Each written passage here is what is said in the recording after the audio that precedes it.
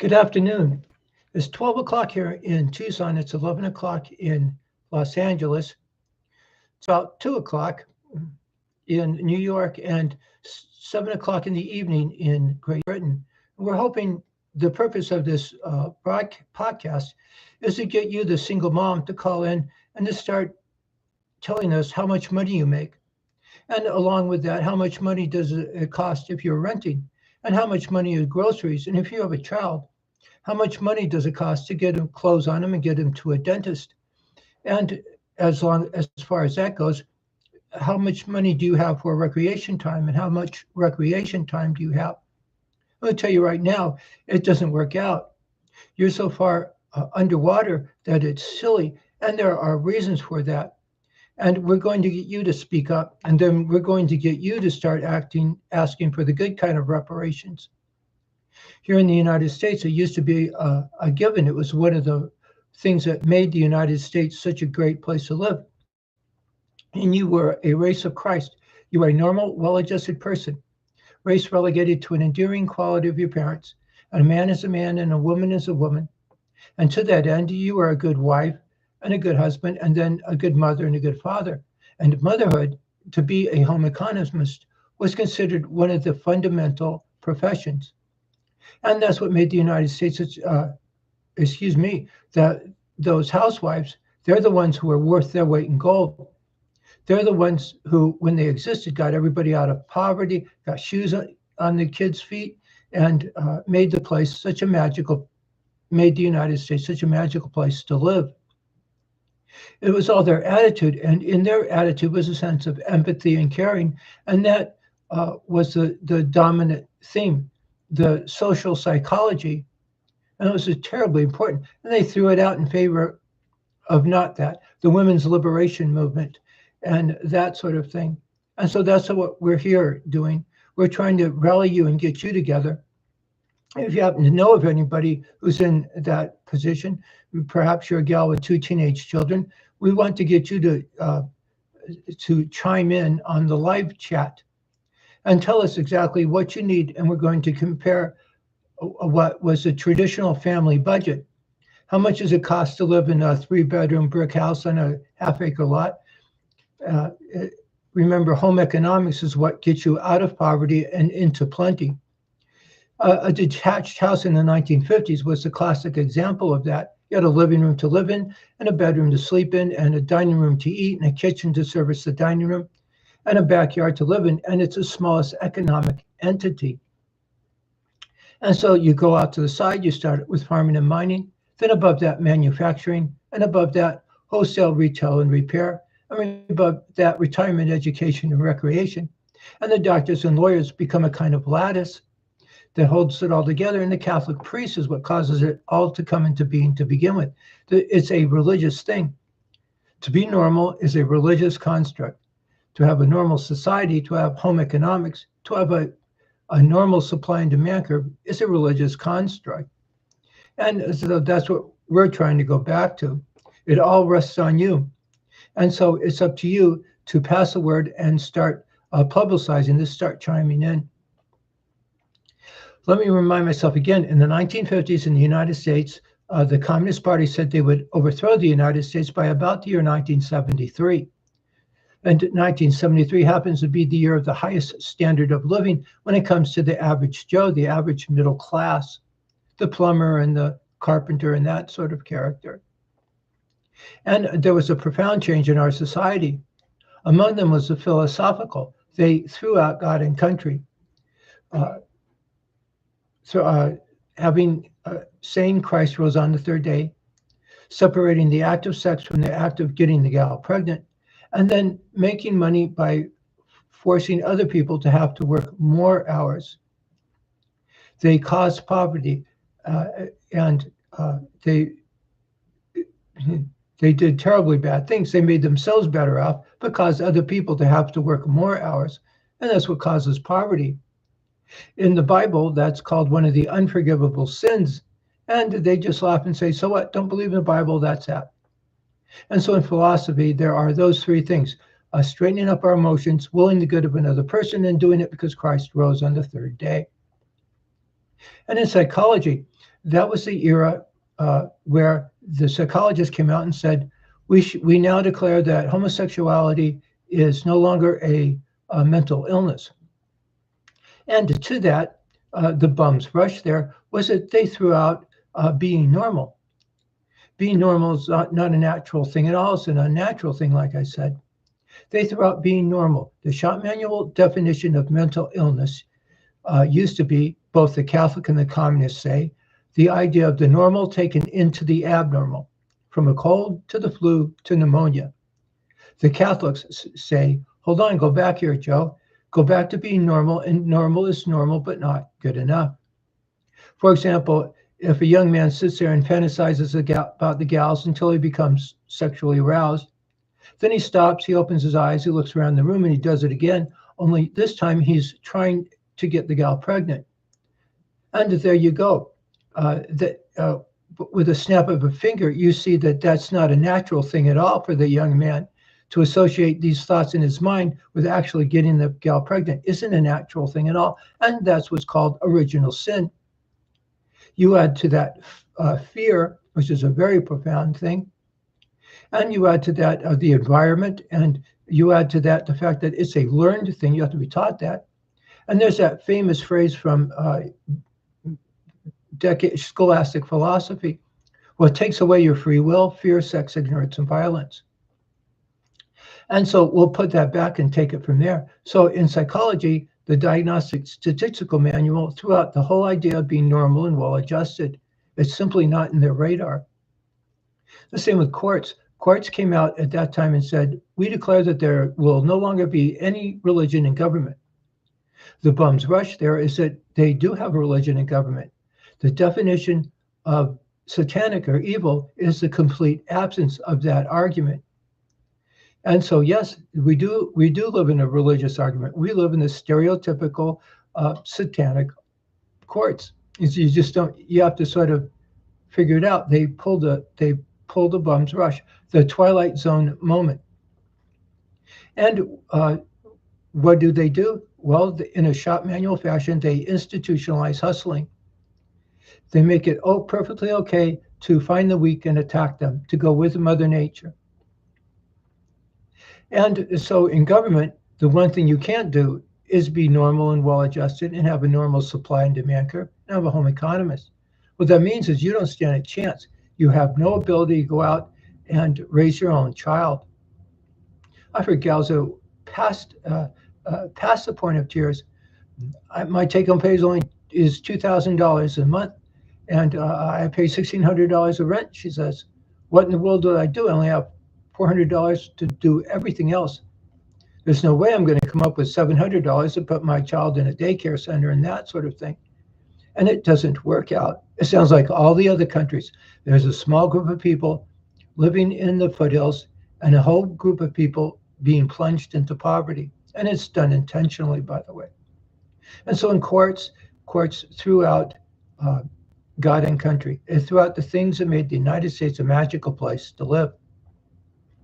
I'll remind myself, if you're in Great Britain, that the reason judges wear black robes in the United States is because Catholic priests 500 years ago in Great Britain wore black robes. You guys pretty much invented all of this stuff. I can't help thinking of the post-World War II Yanks. They would describe Great Britain as being at one extreme or the other. You're either these very smart, insightful characters like the inspector on Dial M for murder, or they're this inbred bunch of characters who don't do anything but own everything. They consume everything, like the women's liberation movement. They're professional consumers, and they do all the consuming, and you do all the producing. We'll have a sense of category. We'll keep the good guy Brits, and we'll grab you and bring you over here. You invented so much of this stuff. It was the Catholics in England that came up with so much of the rules of evidence, and some Stonewall, or some of these very famous Blackstone legal books. But they were the Great Britain Catholics, And so we're sort of hoping on that you'll start chiming in and telling us what you want done. Let's see, that's the philosophical, that's the psychological, that's the legal. And then there's the economics. They throw out home economics. Home economics is when the married couple is viewed as a base economic unit. This is opposed to the communists or fascists, where there's individual rights. They live in the foothills, they consume everything, and you slave away and you do all the consuming, you live and die, and that's that. That's the intellectuals' government. If there is no God, if Christ did not rise on the third day, then being a psychopathic nut and living in the foothills and being the dictator of it all, that's the highest standard of living you can live in. Being satanic is the highest standard of living you can live in. If Christ did rise on the third day, if your thoughts in your mind, for some people, continue on after you die, well, then the rules change. You have a sense of empathy. You're normal and well-adjusted. You start to have all these good things. You start to have a sense of free will, this other nature. You start to describe soldiers in terms of the American Army Green Berets that defend the poor and the oppressed, and the gals that are the home economists. You're normal and well-adjusted people, and then it turns into home economics. Let me remind myself, if you're the gal that gets back into the shoes of a home economist, then you're the one that's worth their weight in gold. You're the one that does virtually all of the consuming in this country. The guys have it too, but right now we're concentrating on the gals. You just have to start speaking up. So home economics is when the married couple is viewed as a base economic unit, and then you picture a detached house from the 1950s America and go out to the side and go through our routine. You start with farming and mining, then above that manufacturing, and above that wholesale, retail, and repair, and above that education, recreation, and retirement. And then you put the doctors and lawyers become a kind of lattice that holds it all together. The Catholic priest is what causes everything to come in to begin with. So, and then picture that young couple in the house and picture them choosing between, say, a couch and 2 recliner chairs. And you can just see all the crops change, the environment changes, the manufacturing, what things are made and how they're made. And you can see the retail, whether they're stores or delivery services, or you can see them all lining up, all to give that young couple everything they want. And the catch is that that young couple has to be normal and well-adjusted, and the society has to, that young man has to be employed at the furniture factory, for example. If he does the consuming, then he gets, if he does the producing, then he gets to do the consuming. And that's what made a Yank a Yank. That's what made the United States such a magical place to live. We had some polishing up to do, and we had a sense of original sin. This all comes from the Catholic, the Pope, and that sort of thing. And we weren't officially Catholic, but we were officially Yanks. And we ran into that dilemma, didn't we? We couldn't justify being a Yank without being Catholic, and you can't be Catholic because you can't shove your religion into it, but you can be satanic and get away with it, and that's the stuff they pull. And so we're going back here. If you're a young teenage gal, and your mom is what's supporting you, and you're just looking at her, and she's working all these hours and doesn't know what to do, you call in too, bub. You've got to start speaking up. That revolution that had in the 1970s is what caused it all. This is what you go back to. And among the things that happened is that they reinstitutionalized teenagers back in the workplace. They got together. It was quite common for them to get together. The feminist, Harry the hippie and Al the Afro and Donna the feminist, and they would get together and invest in fast food restaurants. It was an explosion of fast food restaurants. And they would hire teenagers and only hire them a certain hours a week, because if they hired them anymore, they would have to pay them benefits, and they didn't want to do that. And they didn't really work at it. They hired the manager. They hired somebody to run it. And so there was a distinction between the people who own it and the people who ran the fast food franchises. And you can, that's as opposed to, by the way, an owner-operator, where you have rules and you lay down curbs on the road, And the guy who's a good restaurateur gets together with a good Perry Mason lawyer and a good businessman, and they start putting you in your own business. And take your hand as if you were pushing somebody, pushing away. They put you in your own business, and so you find yourself in the restaurant business. You're a Yank, and now you have to produce something, and so you become a restaurateur, and they stick you in your own franchise as best they can.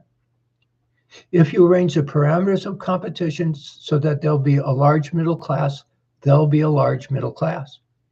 If you start to evolve start to breed a group of people that are normal and well-adjusted, you'll start to have a group of people that are normal and well-adjusted. And it's as simple as that. So, excuse me, we've been on the air a few minutes now, and so we'll try as best we can to be on Saturdays and Saturdays and Mondays at 11 o'clock California time and 7 o'clock London time. And hopefully, excuse me, at 7 o'clock in the morning, 8 o'clock in the morning Los Angeles time, and about 4 o'clock in the afternoon London time on Sundays. But I have to laugh because, quite frankly, I'm doing so much babysitting and no one knows what time things get screwed up wholesale. And the reason I'm doing so much babysitting is because they can't come up with enough money for daycare. I have to repeat this, and I hope you hear this. And I have my ears open, and when it comes to this is pretty much my life. I mean, I have one of those stereotypical do-gooder degrees. I'm supposed to do this stuff for a living. Okay, never mind. The point is, they're working overtime. You're past all the emotions, and you're trying to come up with money for somebody else to raise your child. There used to be a concern in the 1950s that the father would go to work, and he'd go to work from the time he left high school to the time he turned 65. And he was only home on Saturdays and Sundays. And for all practical purposes, they didn't know him that well. But the mom, they knew real well. And so they used to talk about that. Now it's the mom that don't know. They pick the junior up from childcare or someplace. They bring him home, feed him, and go to sleep, and they get up, and their whole life is centered around some other person. You can't do that anymore. That's if you have to speak up and do something about that. We're going to insist that society goes back to the family budget, home economics. 10-year-olds cannot pay for you, and so you're just going to have to speak up, and then we'll start talking about reparations in the good sense of the word, in the appropriate sense of the word. It's up to you. If you speak up, then we can do something about it. The same is true of the guys. You ask, how many hours do I have to work in order to come up with a family budget? And you don't ask how much money you make. You may ask how many hours I have to work. That's an important distinction. By the way, if you happen to be listening to this and you live in London or Tollsbury or St. Louis or Los Angeles, how much money is a house? How much of a budget do you have to have? How much of an income do you have to have in order to afford a house and groceries? If you're a young gal, perhaps you can stop into a house that's being sold and find out. We don't rent property in this group. We don't rent property to people. We don't rent property from people. And in a normal common sense fashion, a house is for a married couple. And if you're a single gal or a single guy, you live in a condominium and you just head in that direction. All exceptions to the rules are exceptions to the rules, and it's those rules. And so you own things, and everybody gets out of poverty and into plenty. That's not the state of affairs right now. The state of affairs is there's a group of people who do all the consuming, and they're the university professors here in the United States, and they're the DEI characters, and they're the critical thinking characters. They acted just how they were supposed to act, and they push society to the point where it's going to collapse. But not you. If you speak up, then we can do something about it. So pass the word, please. Call into this podcast.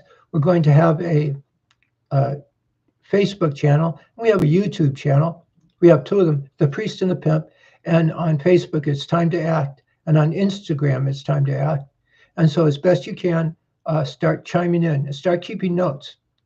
I think I skipped something rather important. So let me go back, please. If you're listening to this and you're in Tulsbury, England or Los Angeles, go around and you see a house, find out how much that house cost to buy.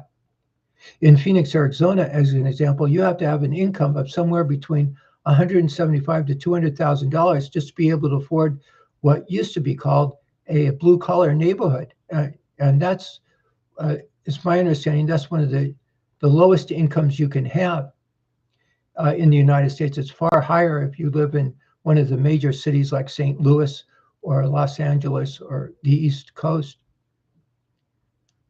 That's a fortune. If you have to make about $200,000 in order to get into a house, how much of an income do you have? And how much in income are you spending on rent? Most of those guys are the consumption, what's called the Consumption Society. They're the ones that collect rent from you just so they can pay their bills, and that has to stop. So how much of an income, if you have the family budget from the 1950s where you ran a family, you ran a household as if it were a business, and there's a guy part of that and a gal part of that, and they fuse together and become one person. But just for the moment, if you're a gal, how much of an income do you have to have? How much are groceries to get you out of poverty? Not a steak every day, but a good, honest meal of normal, healthy diet, and including going out to dinner every now and then. And how much are clothes? How much is a good suit to wear on Sundays, and how much are clothes? How much is a dentist? A dentistry is one of the first things that goes, and it's not because of malice, it's just what happens. And so dentistry is an important thing to look at. How much is a dentist? How much is recreation time for you? I'll bet you anything, if you're listening to this, you're smiling because you just don't have recreation time anymore. It was the common housewife that used to play in those silly tennis tournaments they have, and they took it over when the women's liberation movement came along, and everything just trashed. So how much are tennis lessons? You add that, and you call in and you tell us. If hubby came home and he had a paycheck, and he said, okay, I've got the paycheck here. How much is a family budget? It should coincide.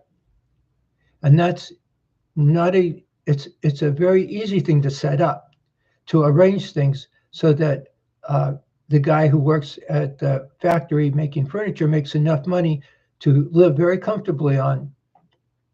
Even if it's a blue-collar neighborhood, he makes more than enough money so that you have all the, you live out of poverty. You have a feeling of being in want.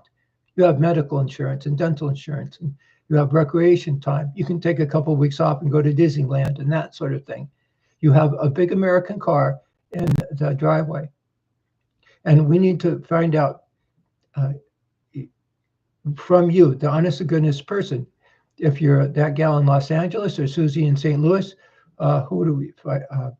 Lori from London, you've got to start speaking up. This is how much of a budget I have to have, and that's that. And from the guy, how many Howards? I bet you it'll hit more than 100. I'll bet you it'll hit more than 200. So pass the word, please. Call in or go to the Facebook and Instagram and YouTube channel and start speaking up. Okay, thank you. We hope to see you.